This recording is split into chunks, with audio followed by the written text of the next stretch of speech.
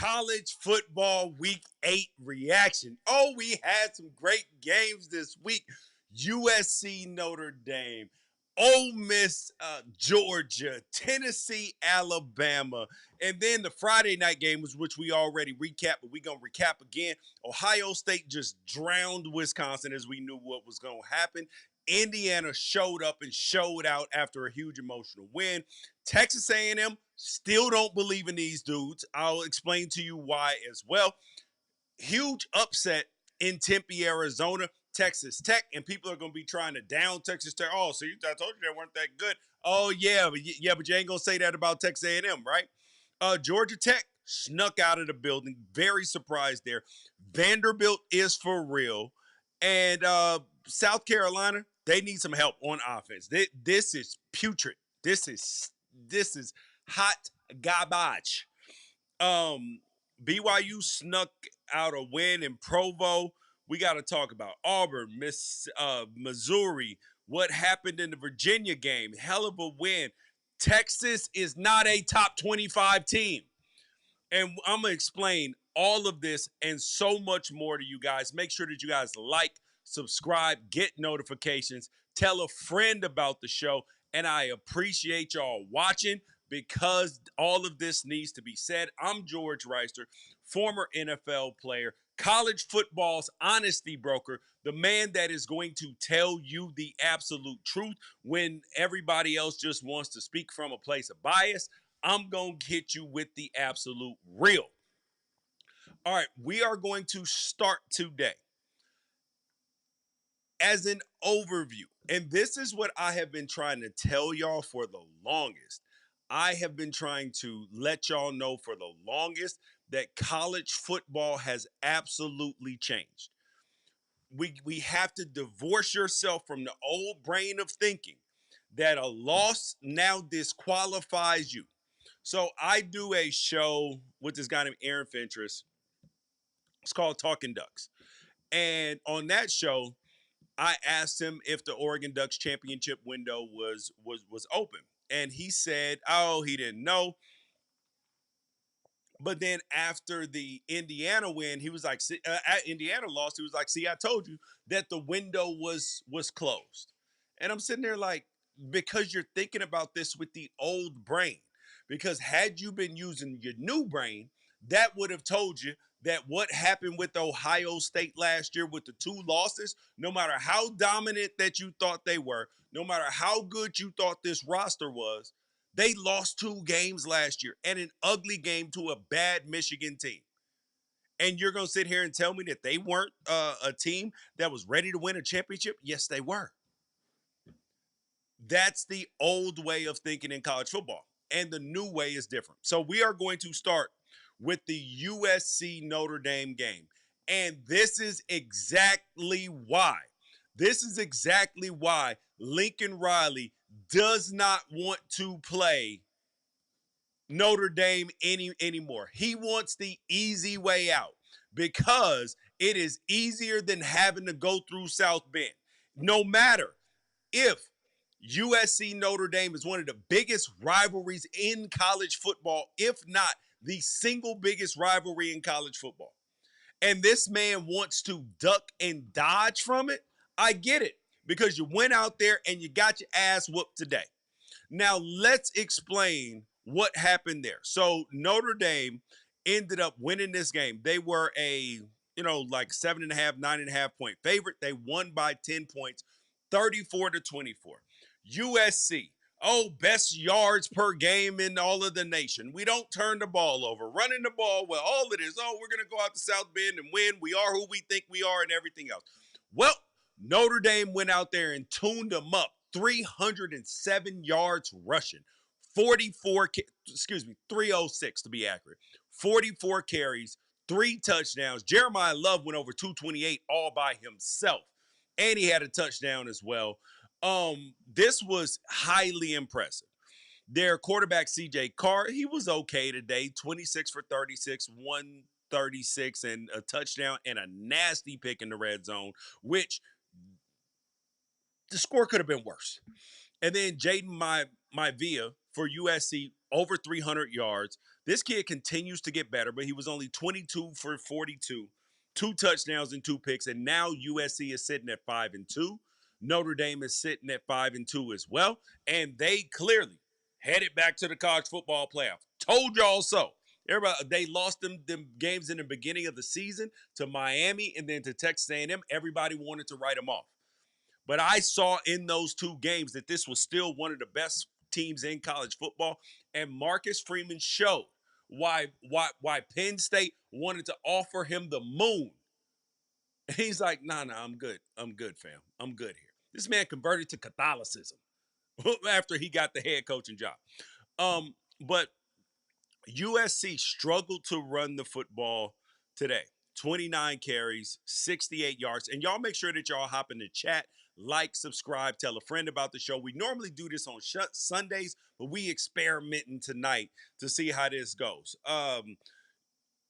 USC only ran for 2.3 yards per carry. King Miller, 18 carries, 70 yards, 3.9 yards per carry. Brian Jackson, 6 carries, 22 yards, 3.7. Lincoln Riley's offense got shut down by the physicality of Notre Dame.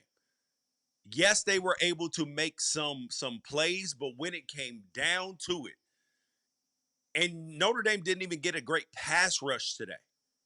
Didn't even get a good pass rush, but you stop the run, you stop USC. This is just the way it works. And this is the team that had punted like the least in all of college football. You know what? Only 2 punts today too. This offense is for real. So I am not getting ready to sit here and begrudge USC because they are better than they were last year. There is no doubt. No doubt. This is a much tougher football team. This is a football team that can beat a lot of teams, and they proved it last week when they beat Michigan. Granted, it was at home, but they didn't let Michigan's physicality overwhelm them at all. So going forward, I continue to believe that Notre Dame is a team that can win a national championship. And I also believe that USC, that they could, like that this Oregon game at the end of November, this ain't just no foregone conclusion like I thought it was going to be. This is a real football game. But they do have Nebraska next week, and it's at Lincoln. So the question is, can Lincoln Riley get this USC team emotionally, spiritually redeemed from this loss? Because that's hard to get back on the road after you have lost another game and all the chips are on the table. Because USC fans believe that a college football playoff trip is possible. And to do that, they got to get through Nebraska, Northwestern, Iowa, Oregon, and UCLA unscathed. They have to get through all of those games unscathed. All 5 of them games. And that is not going to be easy because Iowa is going to put up a fight. And that Oregon game in Eugene ain't going to be easy. At Nebraska ain't going to be easy. And UCLA continues to get tougher. They won a tough game again today. And inexplicably, they're sitting at 3-4. And you're like, they could be a tough out. You guys hop in the chat. I will get to your comments as well. So make sure that you like, subscribe, tell a friend about the show. All right, let's get to the next game up that I wanted to talk about. And this was another upset game. Now, it wasn't an upset in terms of the point spread, but it was an upset just on name brand value. You had Vanderbilt beating LSU 31-24. Now, when I'm sitting there watching this game earlier, so you got number 10 LSU and number 17 Vanderbilt. Nothing about this LSU team this season has looked like the number 10 team in the country. Not even a little bit. Not even a little bit. This offense has been putrid. Putrid. They had 325 yards today. Garrett Nussmeier, 19 for 22, 225 yards. And one of them was on a Xavier Thomas 62-yard touchdown off of a broken play that he got hit. The ball floated, tore up some of the Vanderbilt guys' ankles. Otherwise, this game probably ain't even this close. So I'm watching this game. Vanderbilt's defense is solid against the run, but it ain't that great if we really being honest. It's not.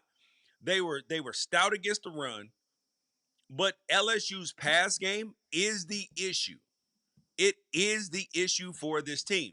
And you're going to have some people wondering and asking with all of these jobs, these college football jobs coming open, what's going on with Brian Kelly over there at LSU? Because today was one of their best third down performances of the entire season. They were 5 for 11 on third down. They allowed Vanderbilt 6 for 13, so almost 50% for both teams. Now, Vanderbilt was 2 for 3 on fourth down. And Diego Pavia, I got to give this kid every piece of credit in the world.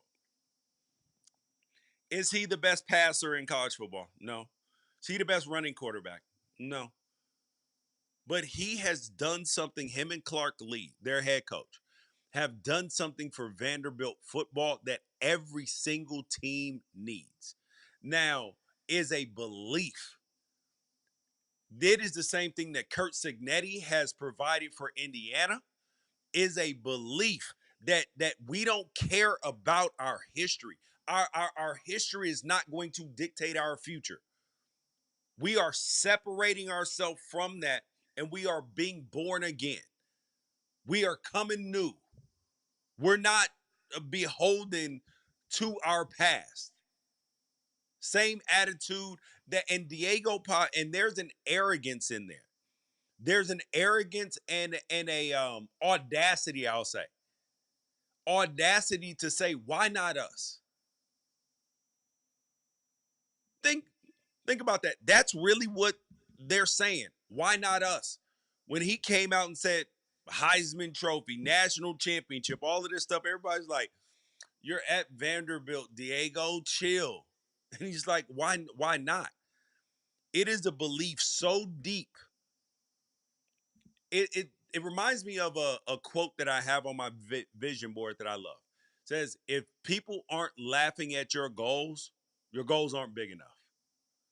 And we were literally laughing at Diego Pavia's goals. Apparently, his goals were big enough. Um, but the question is, where does Vanderbilt kind of go from here? They are bowl eligible for the second consecutive year. Bowl eligible. That used to be Vanderbilt's goal, to be bowl eligible. And the only team that they've lost to is Alabama. They got Missouri next week. And then they're at Texas. And the way that Texas is looking, Texas is not a top 25 team right now. I don't care what nobody tries to sell you on. The fact that they won today, the AP poll is going to bump them up just because they won. There is nothing about a 16-13 win over Kentucky that is going to make you do anything except for be like, what? Yuck.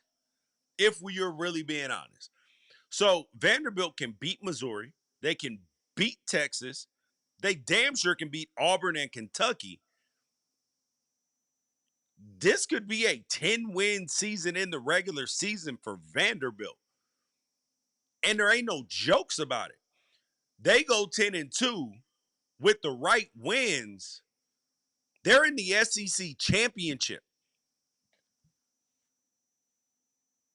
You get in the SEC championship, you're probably getting in the college football playoff, especially with 10 wins.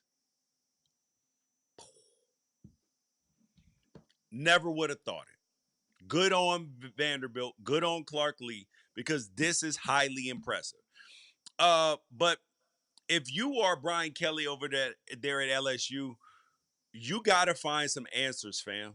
You got to find some answers. You said judge you in year 3, you in year 4. We're judging you right now, and I'm not expecting him to go unscathed and this team to go unscathed. But they got Texas A&M next week. And if you can't score on Texas A&M, because their defense, Texas A&M came in this game ranked number 4. There's nothing about this team that's the number 4 team in the nation. I put them on upset alert against no head coach having Arkansas. Bobby Petrino led interim coach Arkansas. Got pushed to the limit. Damn near upset. If you can't score on at the Texas A&M, it ain't happening. They damn sure ain't winning at Alabama. You might as well forget about that. Then they got Arkansas, which is going to be a dogfight. They get a layup with Western Kentucky, and then they got Oklahoma. So out of those 5 games, how many wins do they have? Because that Alabama game is going to be a loss. So that's going to put them at 3 losses. And if they lose to Oklahoma or Texas A&M, now you're sitting at best 8-4. And remember, I told you old brain versus new brain. Well, the difference is between old brain and new brain is at LSU, 8-4 every year is not going to be acceptable. If you go 11-1, then you have a down year at 8-4. Then you go back up to 10-2, and then you're down to 9-3. Then you go 11-1. That's what your teams are. That's what the elite teams are going to look like. Just saying, Brian. Fans are not going to be happy with what's going on right now. And these schedules, boy, I love. Can you guys tell me? Don't y'all love the way college football schedules are shaking out right now? All of these teams, boy, every single one of these teams is up against it. Everybody is fighting for their life every single week. And my question is, does it get any better than that? Where everybody is fighting for their life every single week? Because if you're not fighting for your life, are you even doing it right? Are you even doing it right? Whew. This is the best college football that we have ever had.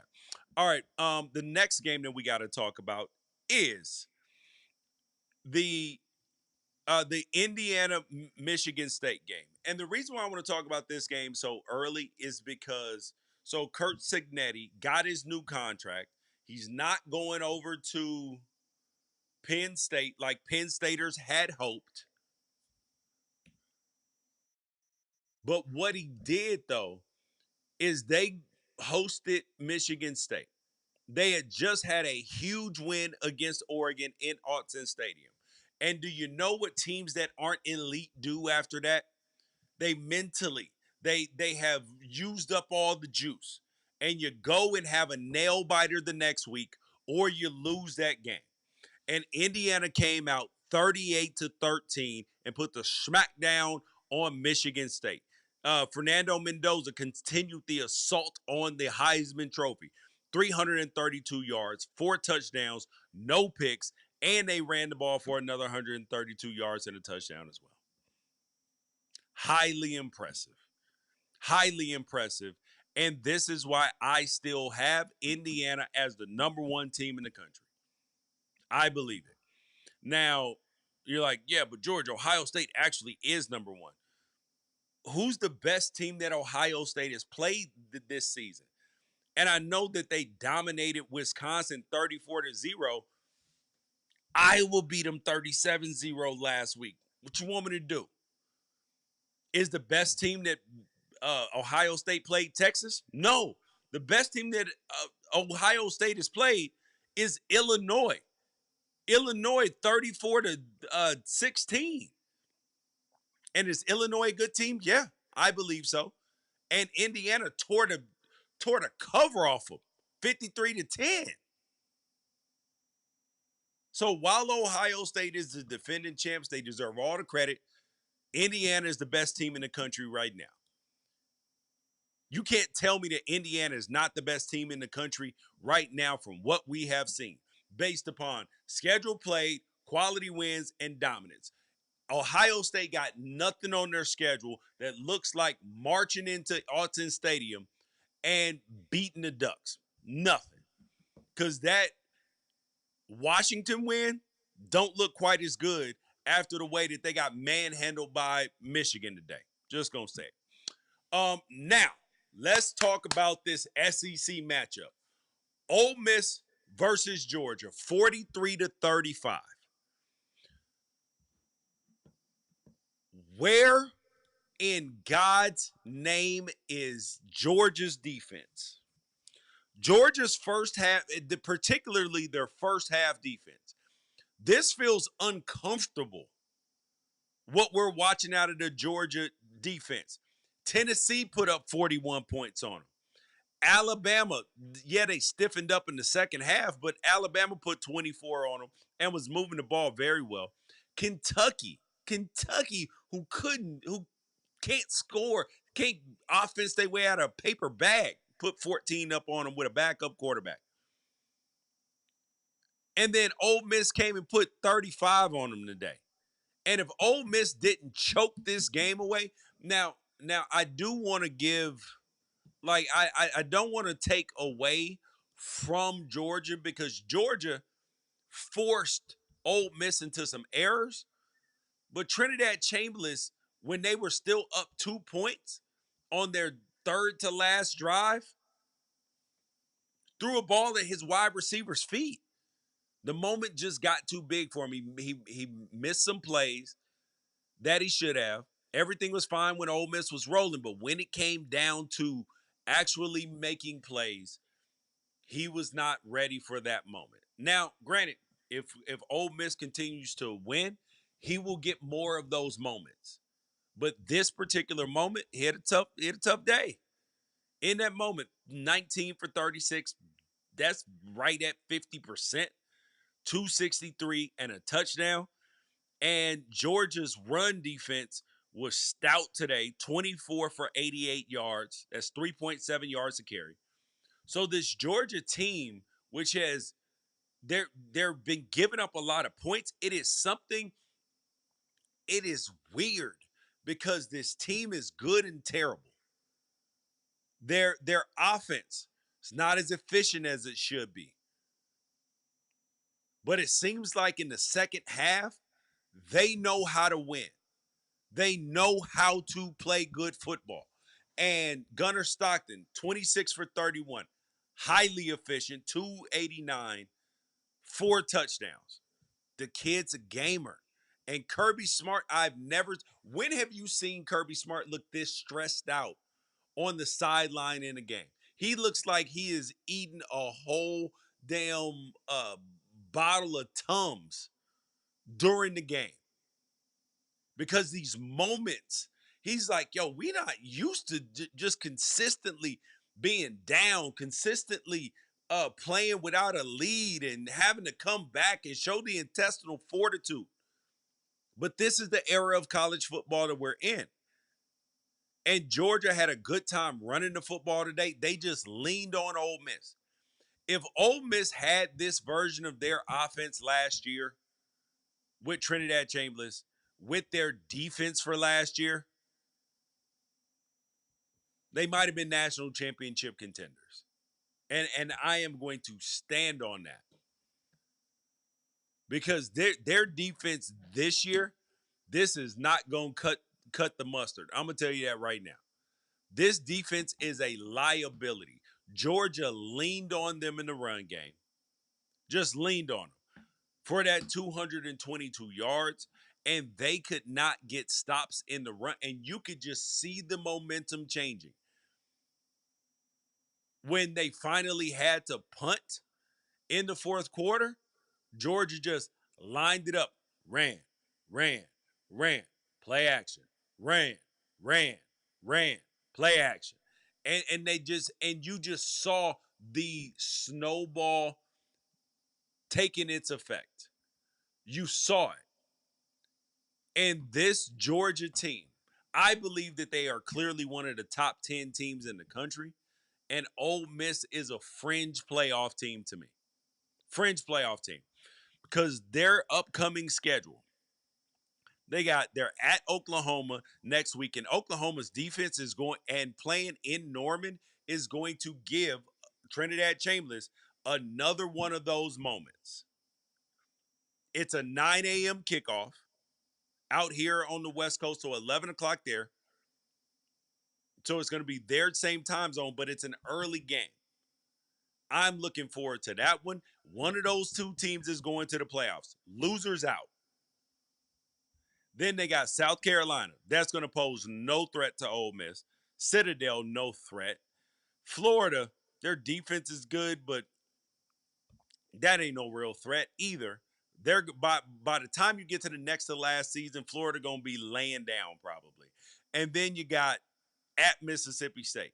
So everything for Ole Miss is going to be on this Oklahoma game. Everything. And they may be a team that slides into the playoffs, but I don't because they're ranked fifth right now. But if they lose to Oklahoma, it's gonna be a lot of questions raised about them. And it's fair. Let me hop in the chat and see what y'all got in there. People will lose his minds over this comment, but Oregon's intentional loss to Indiana will prove to be a massive advantage in the playoff. It happens often. They just don't talk about it. Wow. Oregon intentionally lost out to Indiana? I can't believe that. I cannot believe that. I'm gonna file that one in my back pocket. But that ain't Dan Lanning style. He's just not he ain't a lose on purpose for an advantage kind of guy. But it might work out for Oregon because then them getting a home playoff game without playing in the Big Ten championship worked for Ohio State last year. Listen, I'm not the conspiracy theory guy, but there's something there. The next game we got to talk about. I want to talk about the Oregon Ducks because they went out to Rutgers, and I said that this was the perfect type of game for Oregon. They're traveling 3 time zones away. It's going to be a blackout game.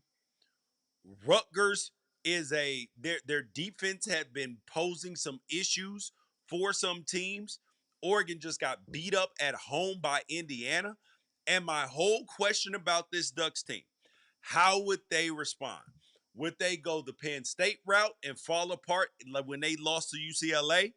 Or would they pick themselves up, dust themselves off, and it was going to be clear who this team was and what this team was about in the first half. I said if Oregon was up 13-10 at halftime or even up, 13-6 at halftime, this is a 3-loss team. It was that clear as day to me. Clear as day. That if they came out slow against Rutgers, no matter the time zones, no matter the travel, none of that. You start slow in this game, you are not a championship contending team because Rutgers' pass defense was giving up the ghost. And Dante Moore needed to reestablish his confidence and everything else. He went 15 for 20 today, 290 yards, 4 touchdowns, and a pick. Oregon got back to its roots of running the football. Now, granted, they ran it 36 times. The lion's share of it, only 11 carries, though. Noah Whittington, 11 for 125, 2 touchdowns. Jordan Davidson, 3 for 100, had his first 100-yard game as a collegiate athlete, and a touchdown. De'Aaron Hill, 5 for 62, and a touchdown. Everybody was out there doing their thing. And Kenyon Sadiq had a great game. Decorian Moore, Jamari Johnson, 1 for 56. Jeremiah McClellan, Gary Bryant Jr. Everybody got in on it for a total of 335 pass yards. That's the type of production that you love to see. Now, we're not really going to talk about Rutgers in here because I thought that, Oregon was going to be able to have some success. But there was a lot of people that they have questioned this Oregon secondary. And this is why I told everybody. I had never felt as good about an Oregon loss as I felt after that Indiana game. And that this was going to be a real test of their secondary in terms of how good they were. Because they threw for 385 yards on Washington, 249 on Minnesota, 330 on Iowa, and 309, 259, and 252 this season eighth and Caliac Manis. And do you know what he was held to in this game? He was stoned 8 for 25 for 79 yards. So I want you to understand how good that means Fernando Mendoza is over there at Indiana. No touchdowns, 2 picks. The only reason that Rutgers even scored is because Oregon fumbled on their first drive. Gary Bryant Jr. caught a pass, running fumbles. They get the ball in field goal range. And then the second one, Decorium at the very end of the game in the fourth quarter, Decorium Moore fumbles a punt return. Well, excuse me, muffs a punt return. And they score on the backups. That's the only reason Rutgers even scored in this game. Think about that. I'm just saying. This was a domination on the highest levels. And this is why people, when they ask, oh, how good is Oregon really? Schedule play, quality wins, and dominance. Their level of dominance is stratospheric right now. And that leads me to another team whose domination this year has me believing that they are the second best team in the nation. But actually, let me piggyback on one more thing about this Oregon team. Third down efficiency, 8 for 11. Only allowing 5 for 18 on third downs. The penalties, 4 for 50. Still too many yards, but because you like to have those penalties down to two or three, but 4 penalties a game is not gonna hurt you. But the issue is 3 turnovers, pick, and 2 fumbles. You cannot win games turning the football over. And Oregon had been doing a phenomenal job the previous 2 years, actually the previous 3 years of Dan Lanning, not turning the ball over. And they're turning it over too much the last 2 games. 5 turnovers in the last 2 games. So in the chat, Mendoza should be the Heisman leader, but ESPN will push Ty Simpson. 100% right. Fernando Mendoza should be numero uno in the Heisman race. No questions asked.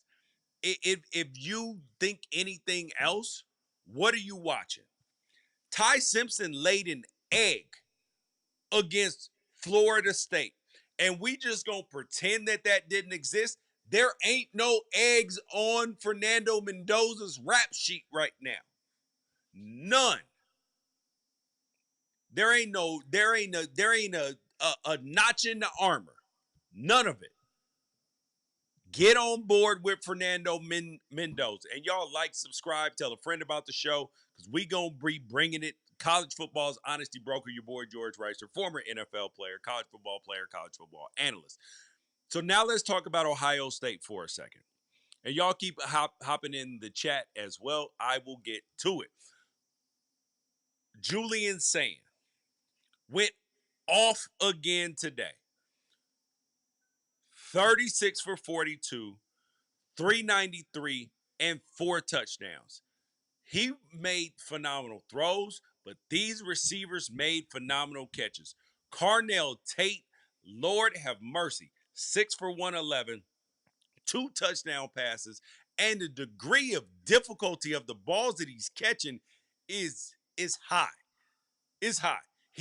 Everybody is going to talk about Jeremiah Smith, who's not draft eligible right now, but Carnell Tate, you can put him up there with Garrett Wilson's, the Jackson Smith and Jigbas, the Mecca Egbukas. You can put him in that category. And I like him probably better than all of them, except for maybe Mecca. The kid is phenomenal. Lord have mercy. And Ohio State has shown this year in their 7 wins, they can win damn near in any fashion. Wisconsin stopped them from running the ball today. 28 carries, 98 yards, only 3.5 yards a carry. And you know what Ohio State said? That ain't no problem. That ain't no problem. Julian, show them what you can do. And he was like, welcome to the show. He extended plays. He was accurate. And this is exactly what I saw out of the kid when he played against my kid in high school. He doesn't wow you with anything that he does until you look back and you're like, damn, everything was accurate. He made good decisions all damn day. He was efficient. He was tough. Damn, this is a good ass quarterback. That's what you leave saying. It is like when you see somebody who is extremely well dressed and where like some people will wear, Gucci, Louis, and Fendi, Prada, and just labels all over the place. And then sometimes you see somebody from afar, you're like, oh, that's a nice outfit. And then you get on up onto them, and then you start noticing the details. You start noticing the stitching. Start noticing the buttons. You see the monogram. You see the the the cut on it, and you're like, oh, that's special. That's what it is when you're watching Julian saying. It ain't it ain't fancy from up front, but then when you get up on it, you're like, oh, that diamond is shining. The craftsmanship is special. That's what you got with Julian saying. And this team held Wisconsin. This defense, Matt Patricia's defense, held Wisconsin to only 9 first downs in the game. 2 for 11 on third down. 144 total yards. Think I want to put this in perspective. And yes, I kind of poo-pooed on their schedule a little bit this year because Illinois is by far the best team that they play. I'll give Minnesota some action too. They've only given up over 9 points once this season. They gave up 16 to Illinois. They held Texas out of the end zone, except for once. Grambling didn't score. Ohio, 9 points. Washington, only 6 points. Minnesota, 3 points. Illinois, 16 points. Wisconsin, 0 points. What are we talking about here? You know what? I hate to do this right now, but I'm gonna do it. So we got 7 plus 9 plus 6 plus 3 plus 16 equals 41 divided by 7. They are giving up 5.8 points per game. Do you understand what we're watching here with this defense that Matt Patricia is putting out? It is phenomenal. And it is clear to everybody under the sun who wants to be honest. And this came in the chat as well. Retired Merce. True story. Today we learned that the Big Ten has 3 of the top 5 teams in the country. Nobody in the SEC is playing this type of defense. That's a fact. Nobody. Ohio State, Indiana, and Oregon are the 3 best teams in the country right now. And then when you look at Ohio State's rest of their schedule, they got Penn State, Lord have mercy, who just lost to Iowa today 25-24. They got, so there's no, Penn State to beat Ohio State is going to have an angels in the outfield game. Google the movie if you don't know what I'm talking about. Where like literal angels had to help them win. At Purdue, guaranteed win. UCLA is going to the shoot. Maybe UCLA got a trick up their sleeve, but no. Rutgers, you saw what Oregon just did to Rutgers. Ohio State going to do the same thing to them too. and then at Michigan. At Michigan or a Penn State Angels in the outfield game is all you got. This Ohio State team, think about last year. This feels exactly like last year with Oregon. Running through the regular season, just running people over. Then you get to the Big Ten championship, you win that too. You get 25 days off before your playoff game, and then you lose. This is exactly what cannot happen. I mean, Lord have mercy. If if Ohio State loses to Michigan this year, this is some uh you know, this is some Creole voodoo doll stuff that's getting put on them. They got a root put on them if they lose this game. I'm telling you that right now. The next team that we got to talk about, I got to give Georgia Tech a little bit of love. They came into this game 2.5 point dogs or 1.5 point dogs against Duke at home. Duke is a good football team. Darian Mensah continues to show out 32 for 44, 373 and 2 touchdowns. That money that Duke and Manny Diaz spent to get him up out of Tulane, that was money well spent. And I bet you, and it's reported that was about $4 million. That kid at Cal, Jaron Kiwi Sagapuatelli, wherever he's playing at next year, because it probably ain't gonna be Cal unless they pony up that kind of money. He's gonna be a $4 to $6 million quarterback this year. You can book it. Telling you. But good on Georgia Tech.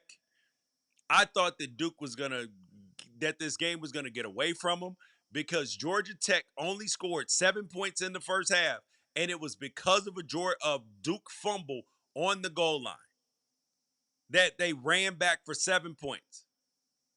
And then Georgia Tech ran off in this game in the fourth quarter. They scored 17 points in the fourth quarter. They ran off with the game.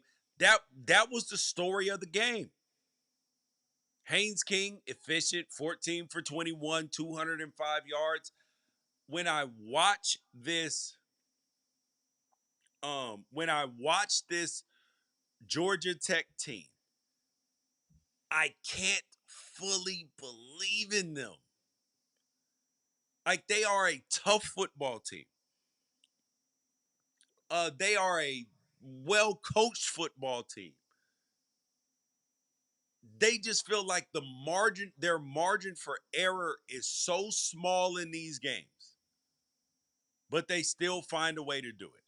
They still find a way to do it. And Brent Key, good on him. He's at his alma mater. People are going to try to steal him, but why would you leave? Y'all think Brent Key is going to leave Georgia Tech to go to Penn State? And that's his alma mater? The answer to that is no. The answer to that, I'm telling you right now, is a resounding no. So Penn State fans, if you got Brent Key on your list, you might as well X him off your list too. But it's going to be interesting to see what happens with this Georgia Tech team going forward. They are 7-0 right now. They got Syracuse, whose head coach, Fran Brown, might be coming on down as your new Penn State head coach, which is what I predict. It's either going to be him, Matt Rule, or Brian Hartline, in my humble opinion.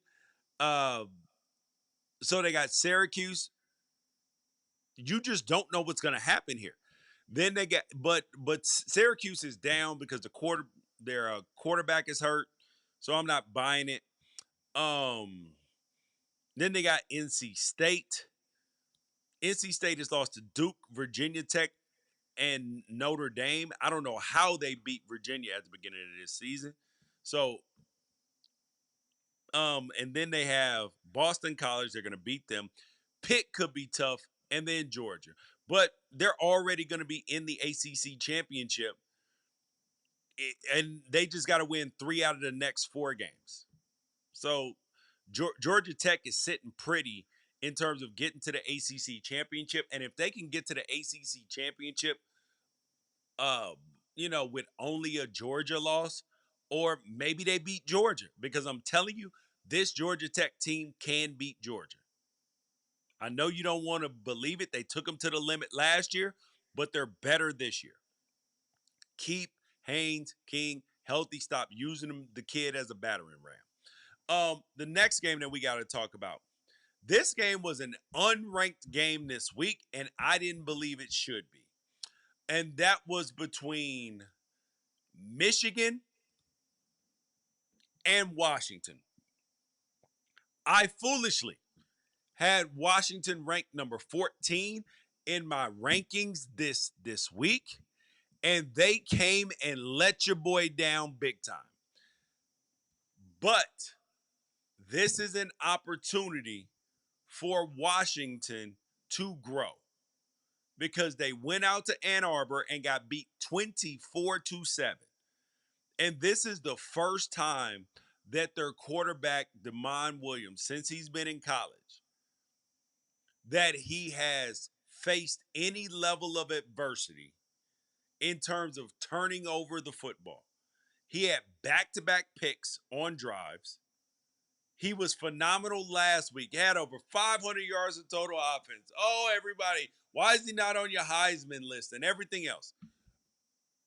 Hit a dose of reality this week. 20 for 32, 209, no tutties, 3 picks. The issue that Washington is having right now is that they are having trouble running the football. They got Jonah Coleman, Adam Muhammad. There's no shortage of talent on this football team. However, Jonah Coleman, who is a phenom, he only has 200-yard rushing games this year. And against Michigan, 3.1 yards per carry. Rutgers, 3.1 yards per carry. Maryland, 3.2 yards per carry. Ohio State, 5 yards per carry. Washington State, 4.9. But he hasn't had a 100-yard rushing game since they played UC Davis on September 6th. That's the last time that he's had 100 yards. And Washington cannot go if they're not running the football at a high level. It's not that Jonah Coleman's not good or Adam Muhammad's not good. Washington's offensive line is not doing a good job. Period. Point blank. That's it. Now on the Michigan side, Bryce Underwood had a phenomenal game today. 21 for 27, 230, and 2 touchdowns. And then Michigan also ran for 187 yards and a touchdown as well. Their running back Jordan Marshall, they're down in the running back room as well. But this game was so important for Sharon Moore, their head coach. People were starting, I don't know about Sharon. I don't know about Sharon. That's what they were starting to say. And he was able to shut people up today. Sharon Moore shut people up today with the domination that they played with. Now, granted, Michigan don't score a whole lot of points. And they do have to get more explosive on offense. But I am now back to the belief that Michigan in 2026 is going to be one of the best teams in college football. I'm not going to pre-predict, but my expectation is having them probably in the top 10 coming into the season. This is what it looks like. Like, I can see the vision, can see it. But I thought this Michigan game was going to be the litmus test for where Michigan is in 2025. And they look good. I thought they would beat USC last week, but they did not. They didn't travel. Now, had they played USC in Ann Arbor, I think that may have been a different story. But then they got Michigan State next week. I actually think that game's going to be a lot closer than people believe. That game's going to be closer. Then they got to play Purdue, Northwestern, Maryland, and Ohio State. I do not believe that Michigan is going to make it through those 4 games unscathed. I don't. And then they play Ohio State. That's a toss up right now. Only because they've won the last 4 and inexplicably, even though Ohio State was better. So there's the confusion. All right, the next game that we got to get back to because we got to get back to some games that matter. But first, I'm gonna hop in the chat, see what y'all over here talking about. And oh, the so I hope Oregon gets Notre Dame and Autzen in the playoffs. Ooh, that would be a hell of a matchup. But that's not the matchup that I want to see in Autzen Stadium. I want to see Miami or Georgia travel up there.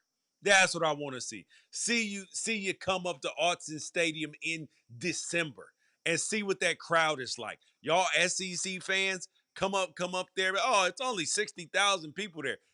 Yeah, but it's gonna sound louder than Jordan Hare and Bryant Denny and Between the Hedges and everywhere else. Quiet as kept, the ACC has at least 4 good teams, and all should be ranked inside of the top 20. Um, let's see about that. I'm going to give you Miami for sure. I'm also going to give you Georgia Tech for sure.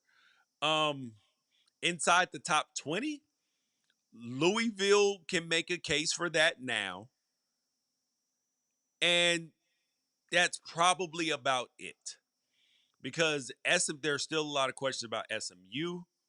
Oh, excuse me. I totally forgot about Virginia. I apologize. So I'll give you 3 and then maybe Louisville as well because I haven't finished. I haven't ironed out all of my rankings yet for this week, and I'm going to release them as I always do. But that's a fair point about the ACC right now. Next thing. Why do I keep hearing Dan Mullen's name linked to Penn State? Uh, Dan Mullen, who until today was undefeated over there at UNLV, and when somebody asked him about the Arkansas job, he was like, "I'm not taking the Arkansas job. Go, go find a different coach." But you know what he didn't say? He didn't say nothing about the Penn State job. He didn't say nothing about if Florida comes back open or Auburn comes back open. And I got a chance to interview him on Unafraid Show where I do all the coach interviews. And he was like, listen, I'm staying at UNLV long term and blah, blah, blah. I didn't believe him when he said it. I think that he's there for a good time and not a long time. But he can prove me wrong. He can prove all of us wrong. Because it feels like somebody is probably there's going to be so many head coach openings that he is going to, that he might have a shot at some of these jobs. And the Florida job is supposed to come open tomorrow, regardless of the outcome of this Mississippi State game, which they snuck by. And because they said that they didn't have nobody to call plays and who was going to be the interim coach, they were figuring all that out, and they just gave him a week's reprieve. But we'll see if that even happens because they won. Um, Frosty Mug, Washington was down 3 starting offensive linemen. Hey, brother, I did those things matter. They absolutely do. But that's why I said Washington's problem right now is their offensive line. They can't run the football at a high level. Washington can't run the football. They can't win against good teams. But that's a lot of teams though. You got to have some depth on the O line to make it through the season. Tough teams. Yep. Michigan looked good today for sure. Michigan needs a couple stud wide receivers for Bryce Underwood. Oh, they are going to get that. I promise you. It is going to be a lot of people that want to play with them as long as Sharon Moore can convince people that he is committed to throwing the football at a high level. I feel like USC wasted that win over Michigan by losing to Notre Dame. It wasn't wasted because they were never going to beat Notre Dame. And you know why they couldn't beat Notre Dame? USC could not beat Notre Dame because Lincoln Riley was afraid of Notre Dame. He was talking all offseason. We'll play them if the circumstances are right. We need to see how the college football playoff shakes out. Let's see how all this stuff. Man, that is your biggest rival. You're playing for the golden shillelagh or shellac, whatever the thing, the golden shillelagh. You're playing for it. You are the coach at USC, one of the most storied college football programs of all time, and you're trying to duck the smoke. USC took the Notre Dame game off of their official website in the 2026 season. That is cowardly.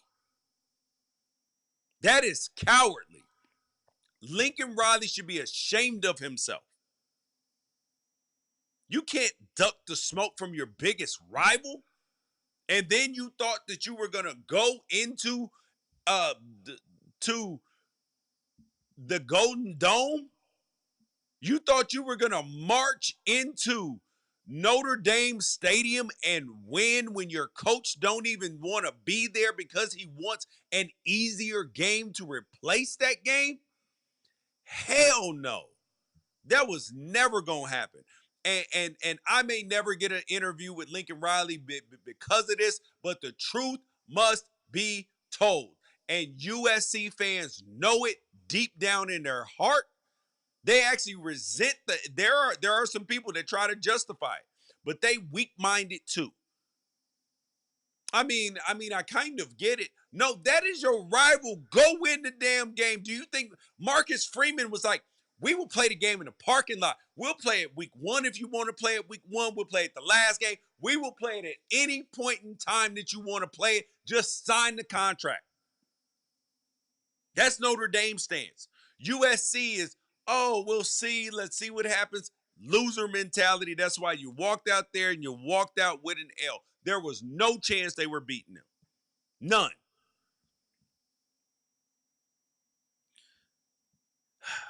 Yeah. Listen, teams embody their head coach. When, and somebody just brought up in the chat, Dan Lanning is like, we'll play anybody, anytime, anywhere. Kirby Smart tell them, lock the gates when they come in. Don't let them out. Nick Saban, you think he's scared to play of the Auburn in the Iron Bowl? No, he like, sign him up. Let's go. I live for these games. Some of them you're going to lose, but we live for them. All right, let's talk about that, about Alabama. Let's talk about that 37-20 win over Tennessee. Now, I know I picked Tennessee to win this game. I'm not going to pretend like I didn't, but I didn't pick it because that's what I believed. And I'm going to be honest. I picked it because I believe that Alabama's going to, in the preseason, I said Alabama was going to miss the college football playoff, and I was sticking with my guns. So they needed to lose a game like this, and they did not. Alabama absolutely dominated this game. Dominated this game. They were physical, and they lost the turnover battle. Actually, it was even 1-1. Ty Simpson played well, 19 for 29, 253 yards, 2 touchdowns. Ryan Williams had a solid day. Jeremy Bernard. This was just efficiency at its finest. They just leaned on him. They just leaned on him. And Tennessee, and remember, in the beginning of the season, everybody was knocking Nico Iamaleava. Oh, he sucks. Look at Tennessee. They're so good. Joey Aguilar, everything's perfect. Nico won 3 straight games over there at UCLA. And he looks good. But let's keep talking. Tennessee, 5 for 13 on 3rd down. 4 for 5 on 4th down. Alabama, 5 for 11 on 3rd down. This was when you look at the stats, you would be like, this was a pretty even game. That's what you would say when you just look at the stats. However, in watching this football game, you just felt like Alabama was just the better team. They were more physical. But Alabama's running running game needs some help. Jam Miller, 12 for 15, 1.3 yards per carry. If it wasn't for the wide receiver rushes, but with Jeremy Bernard having 4 for 49, Ryan Williams having 1 for 16, they don't get to 100 yards. Alabama got to fix this run game, but this pass game that under their head coach Kalen DeBoer and Ryan Grubb, it is exceptional. It is. They scheme up plays, they set you up, they just move the sticks. Now this Tennessee team, they are ranked. They came into the game ranked 11th. I thought they were a little bit overrated, but up next they got Kentucky, they got Oklahoma, New Mexico State, at Florida, and then Vanderbilt. This is the 3-loss team probably. 4 if they drop to because they probably that Oklahoma game is going to be dicey for both teams, and then the Vanderbilt game is going to be dicey as well. But I also think that Tennessee Florida game that could be a doozy too. All right, but it's crazy because Kalen DeBoer doesn't feel off the hot seat yet. Like obviously he's not going to get fired because the bottom didn't fall out, but it still feels touch and go. But we are starting to see why Alabama was picked by a lot of people to go to the college football playoff and to potentially win it. They're at South Carolina, then they play LSU, Oklahoma, and then they end the season with Auburn. Auburn ain't beating them. I'm letting you know that unless Auburn changes quarterbacks and Hugh Freeze gives up play calling duties or something like that, that ain't gonna happen. So they got Eastern Illinois, so that's a win. That already puts them at 7-1. Auburn is a guaranteed win, I think. And the South Carolina game could get a little bit dicey, but I mean, can they jump up and strike them? They're going to need some big plays, which I don't feel they have in them. They are 3-4, and I feel foolish for picking them to go to the college football playoff this year. I want to talk too about this Texas Kentucky game. Let me hop in the chat and see what y'all got in the chat real quick.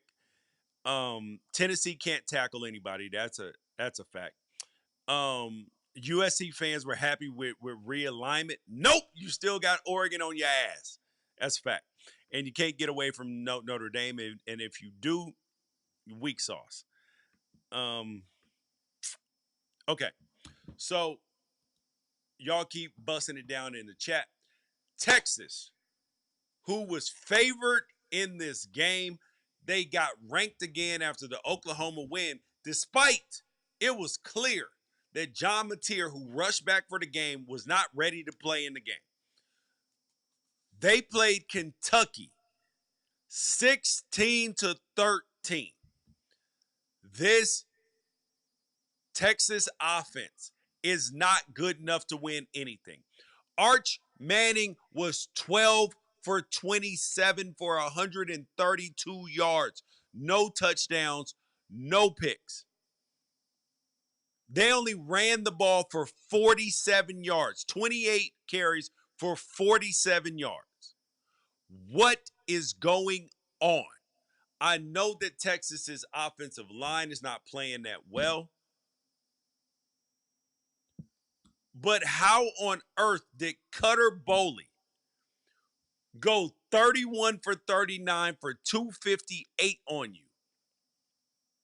And then they out through Texas, they outrushed Texas. This was at they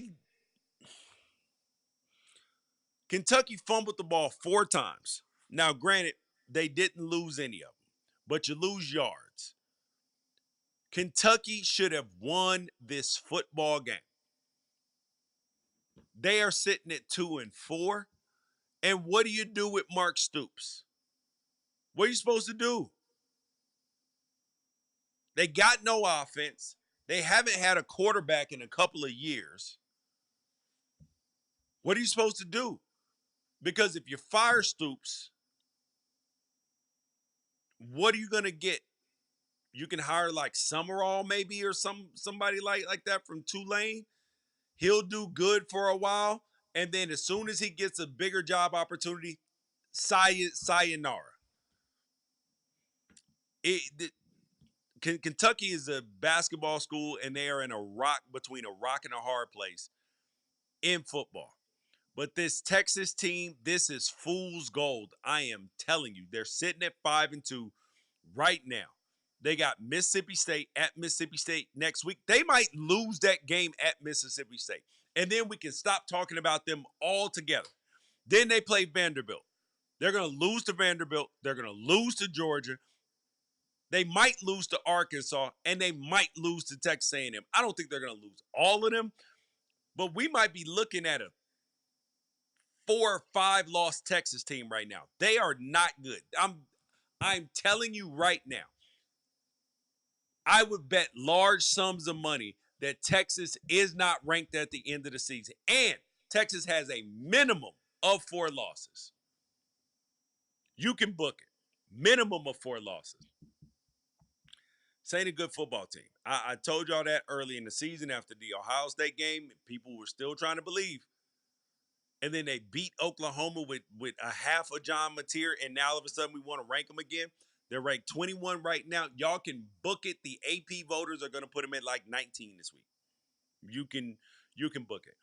Uh, First of all, Virginia 22, Washington State 20. And now this is the fast break part of the segment. I'm not getting ready to sit here and act like that I watched this whole football game. I watched highlights. But here is what I want to tell you. That Virginia, I want to give their head coach so much credit because this man has clawed. Tony Elliott has clawed his way from the hot seat completely off of it. They are 6-1 right now. They deserve credit. He has his team believing. This is a team that I they're not going nowhere. It's not a championship caliber team, but they believe. They believe, they play good football, and they're finding ways to win. And this is a special season for Vanderbilt. I'm sorry for yeah, it's a special season for Vanderbilt too, but it's also a special season for Virginia.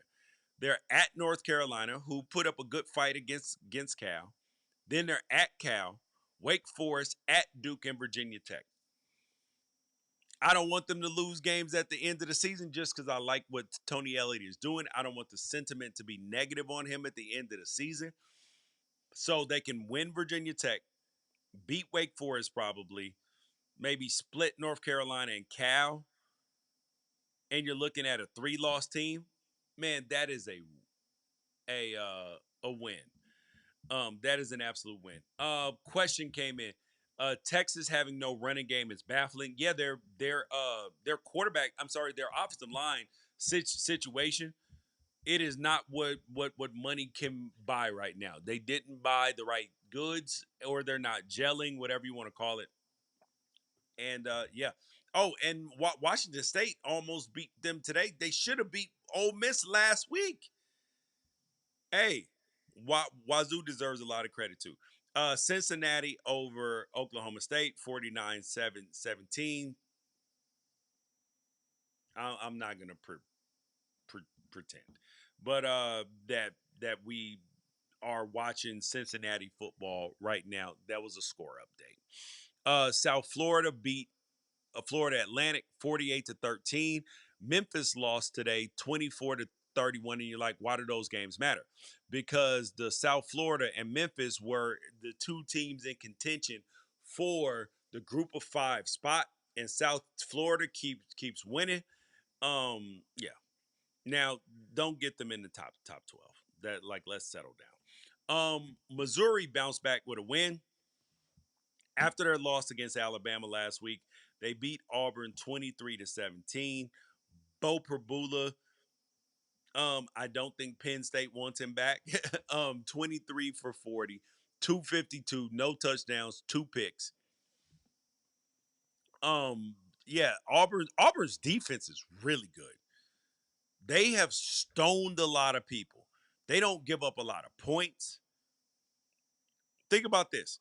As bad as they are, they've only given up 24 to Baylor, and that's the first game of the season. 3, 15, 24, 16, 20, and 23. So you got to score 20 points. If you score 20 points, you can beat Auburn. If you don't score 20 points, you can't beat Auburn. So they deserve a lot of credit for that. But I mean, Jackson Arnold, 18 for 30 today, 207 yards and a pick. But again, another 5 sacks. This kid's just been holding on to the ball too long. And I'm not sure how long Hugh Freeze can survive because Auburn is 3-4. They still got Arkansas. They're at Arkansas, which Arkansas's offense has been really good until they ran into Notre Dame. Kentucky at Vanderbilt, Mercer, and Alabama. That's at least three more losses. So now you're looking at 5-7. I don't know if 6-6 and 5-7 is going to sustain it, but it's so many jobs open right now. Like you wonder who you're going to be able to get. So I believe that Auburn, before they get rid of Hugh Freeze, if they get rid of Hugh Freeze, they're going to have a lot of questions.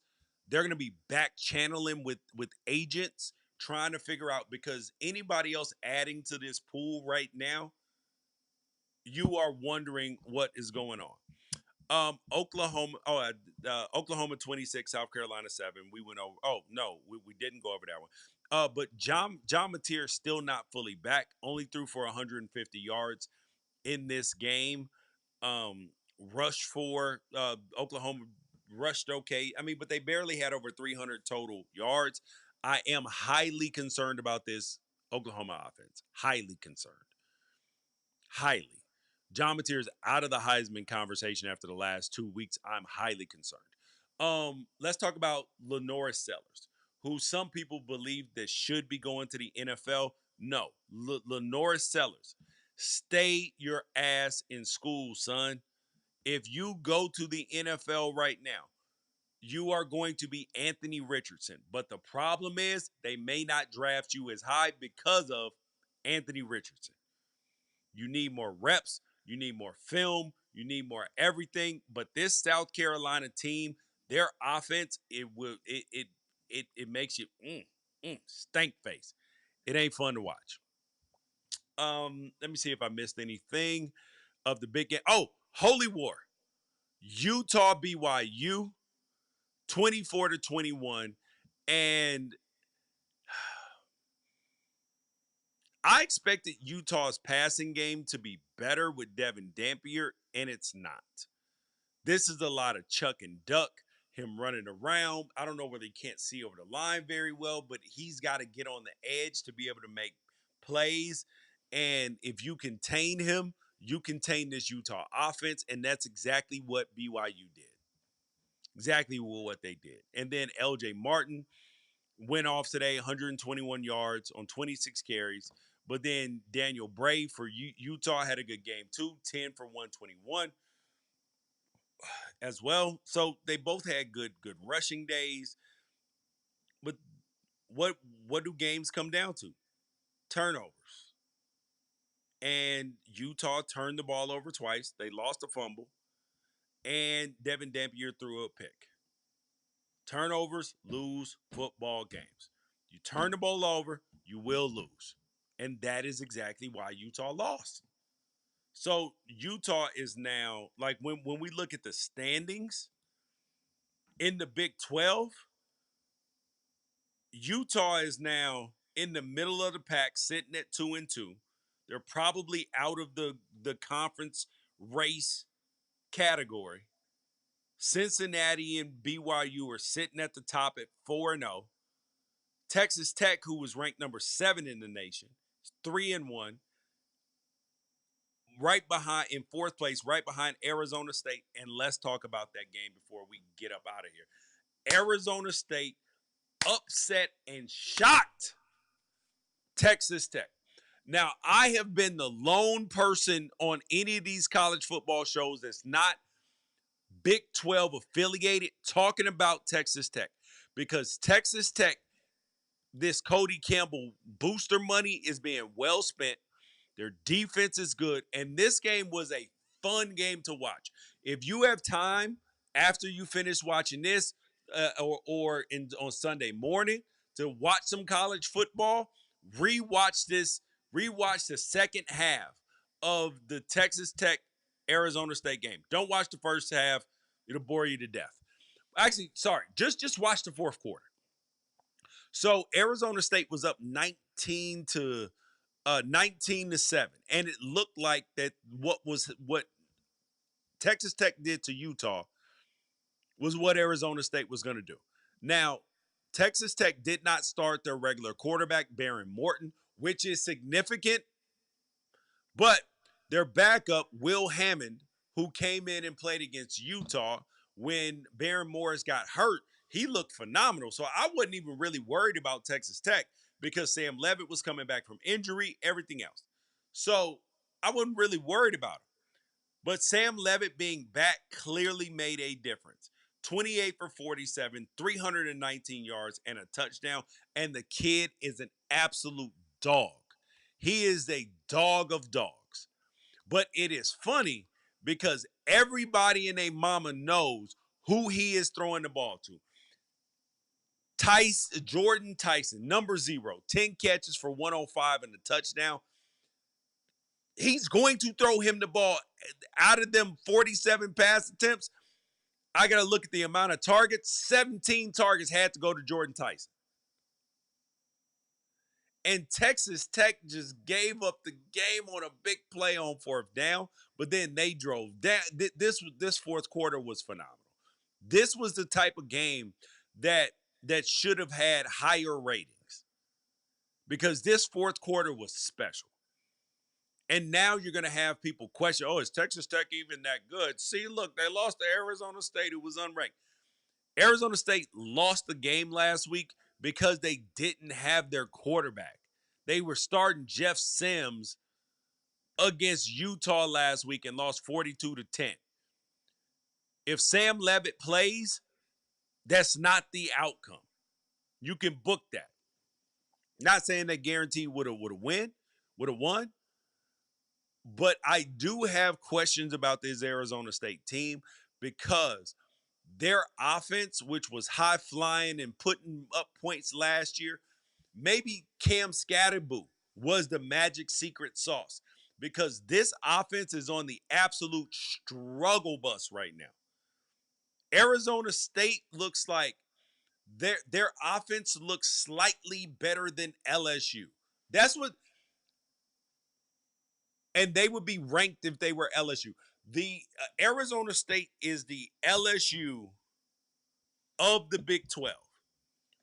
Good defense, name brand coach, offense ain't performing to the level that it needs to. If you put Arizona State's offense last year on this team, they're better that they beat last year's team.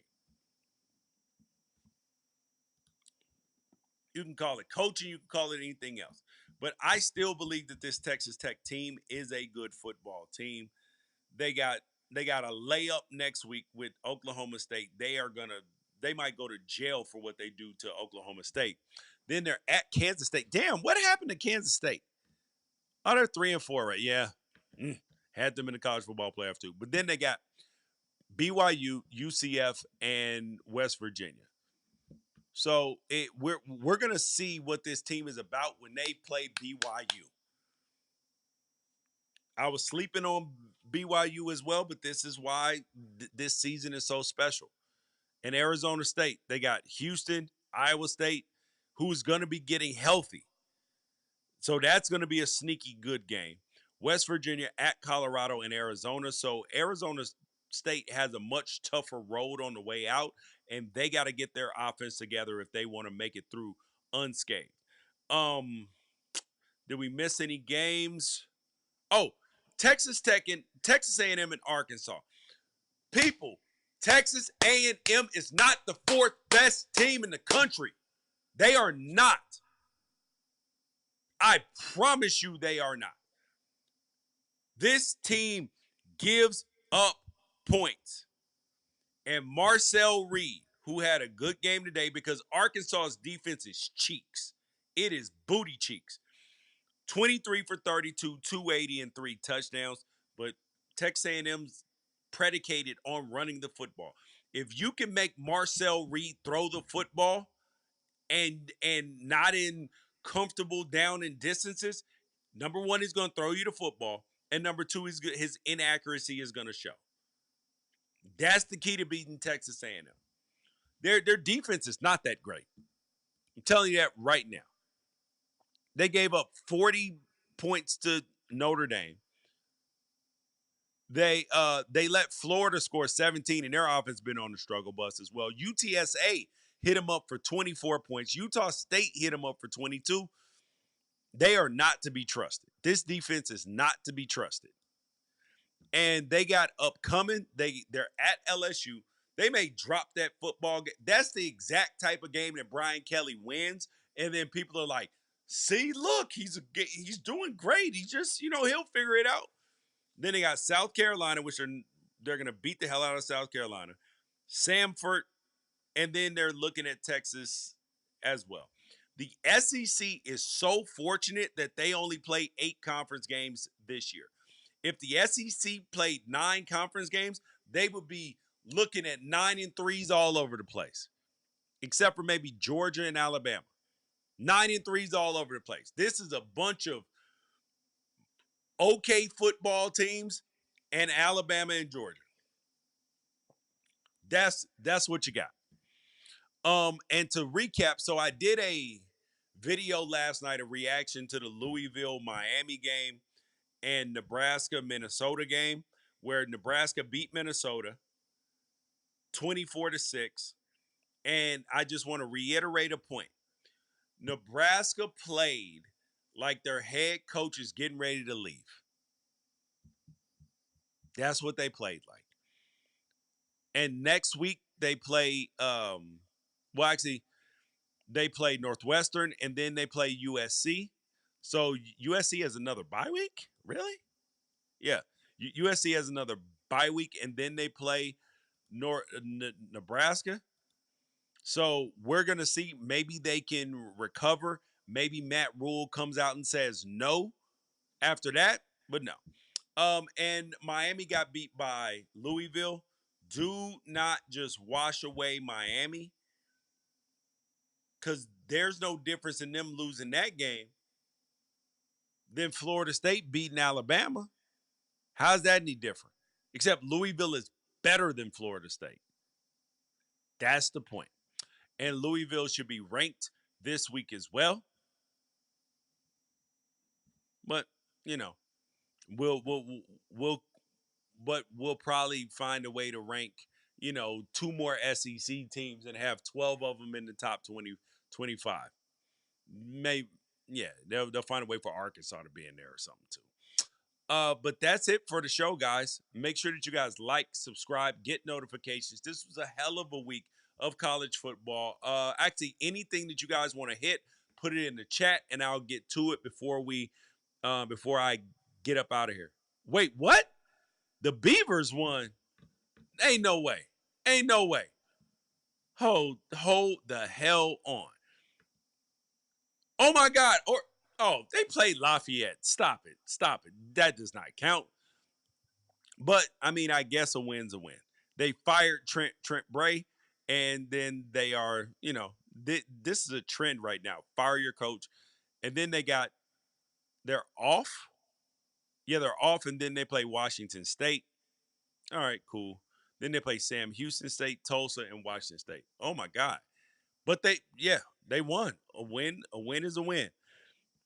How does Utah leave the Pac-12, a powerhouse competing for big Pac-12 titles every year, and then minimum effort in the Big 12.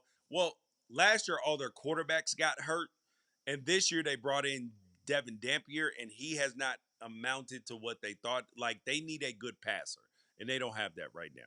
They would be winning if if my man still has some eligibility left. Desert Voodoo, and it wasn't even a night game. Oh, he's talking about the ASU Texas Tech game, and yeah. Oh, Mike Norvell. Somebody asked Mike Norvell, is he gonna get fired? No, hell no.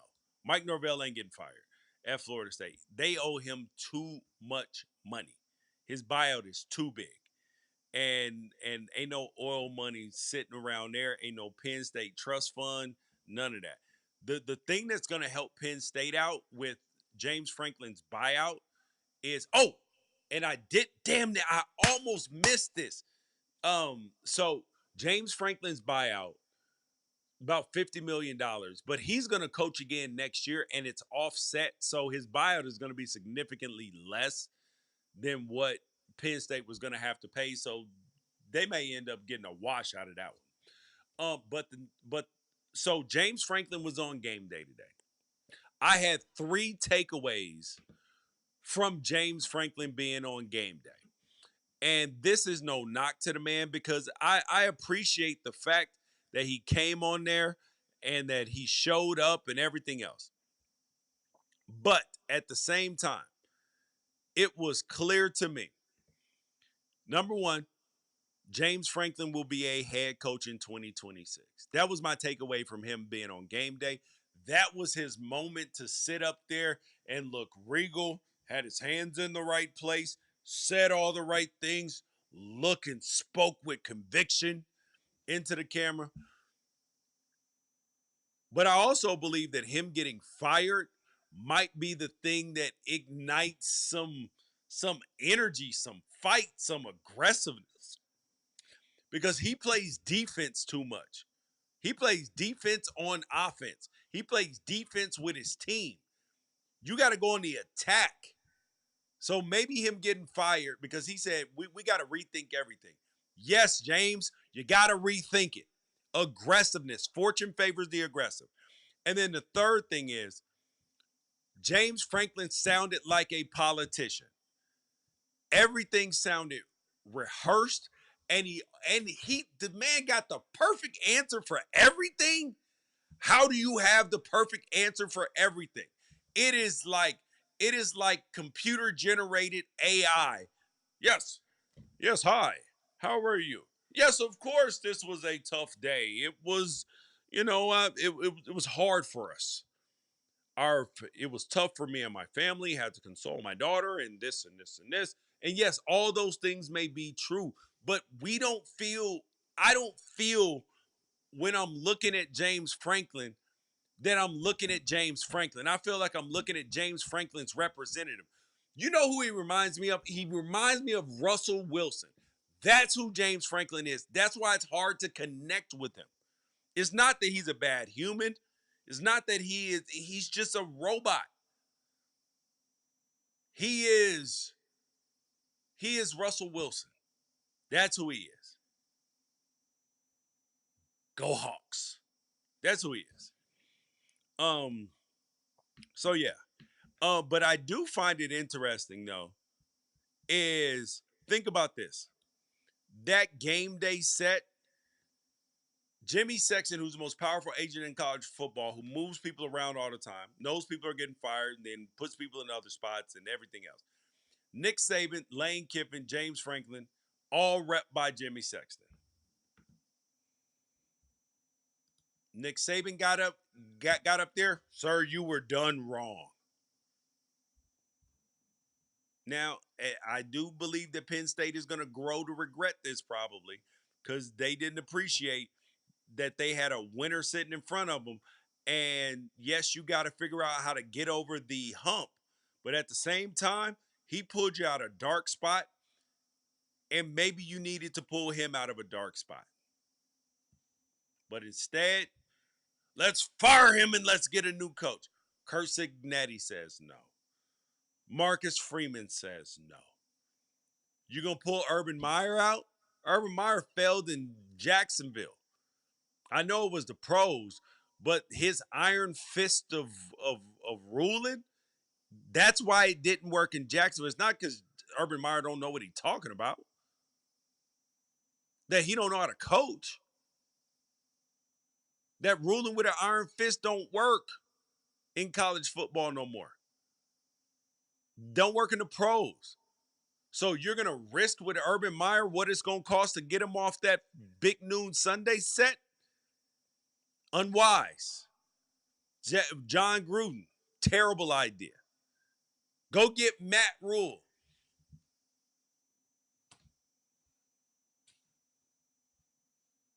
He's James Franklin. You might as well have kept James Franklin. He's an alumni version of James Franklin. Okay, who you gonna get? John Summerall? Nah, he gonna get one of the other SEC jobs that comes open. Oh, we'll get Will Stein. Might turn out to be a great head coach. But what's the answer? As soon as Texas or Texas A&M becomes available or Oklahoma, he out of there. Fran Brown or Brian Hartline is the answer for you. Stop overthinking it. Stop overthinking it. Yeah, that great example. The Bears ain't been the same since they fired Lovie Smith. Bad idea. But you guys though, we went long today. I hope y'all enjoyed it. I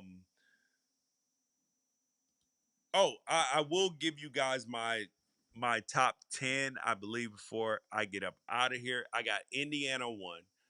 I got Ohio State 2. I got Oregon 3. Actually, I'll just give you my top 5. I got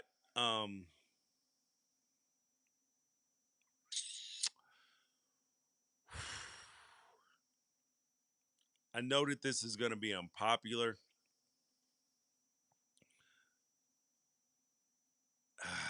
Damn. I got to go Alabama 4 probably. And then Georgia 5, Texas A&M 6, Georgia Tech 7, Notre Dame probably 8. Yeah, I think that's what we're looking. I think that's what we're looking at right now. But I'm not going to put that in stone right now. Y'all make sure that y'all like, subscribe, tell a friend about the show. Most importantly, share. It is continuing to grow, and it is because of you guys, and I do not take it for granted. The channel is growing, everything else. Oh, November 1st, I'll be back on CW doing games.